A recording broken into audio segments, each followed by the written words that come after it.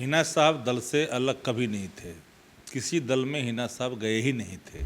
परिवार के सदस्य शुरू से हैं, तो परिवार के सदस्य कभी किसी कारण से कुछ देर के लिए अलग बैठ जाते हैं, कभी कभी कोई बातें हो जाती है, स्वयं का फैसला सामयिक रूप से तत्कालीन अवस्था में आ जाती है।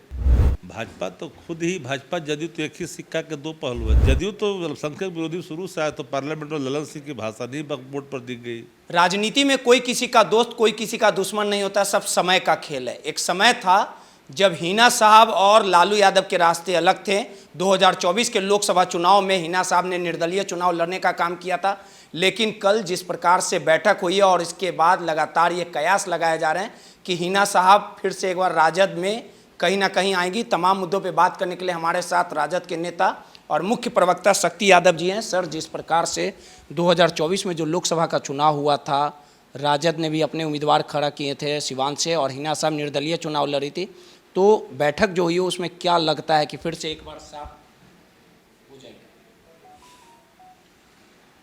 हिना साहब दल से अलग कभी नहीं थे। किसी दल में हिना साहब गए ही नहीं थे। सामयिक परिस्थितियां जब आती है तो सामयिक निर्णय कोई नेता लेते हैं किसी कारणवश।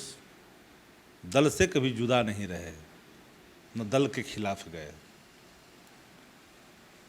परिवार के सदस्य शुरू से हैं, तो परिवार के सदस्य कभी किसी कारण से कुछ देर के लिए अलग बैठ जाते हैं, लेकिन किसी एक घर में तो नहीं गए। तो उसको लेकर के बेकार की बात है भी।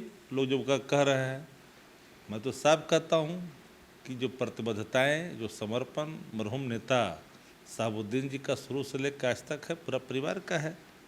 कोई दूसरा दल में जाते आते तो एक बात समझ में आता, कोई दूसरा दल में तो थे ही नहीं कभी। वो कहीं किसी दल में जाते तब ना।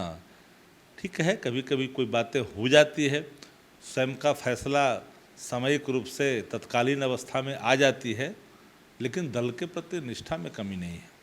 लेकिन इस पूरे घटनाक्रम को देखा जाए, 2024 का जब लोकसभा का चुनाव था, साहबुद्दीन का एक लंबा कार्यकाल रहा है, आरजेडी में लंबे समय तक जुड़े रहे और जिस प्रकार से लगातार जो हिना साहब चाहती थी वो नहीं मिल पा रहा था, इसी कारण ना अकेले चुनाव लड़ी और जिसका खामियाजा इन विषयों को आप लोग नहीं समझ पाइएगा।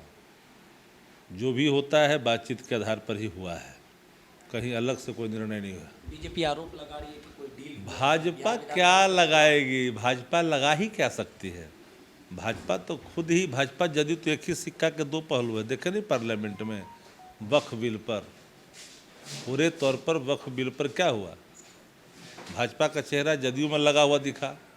जदयू एक आरोप लगा रही है कि कहीं ना कहीं जो हिना साहब है उनके साथ एक बड़ा मुसलमान तबका था जो लगातार लालू यादव से खफा चल रहा। कौन जदयू का बोल रहा है?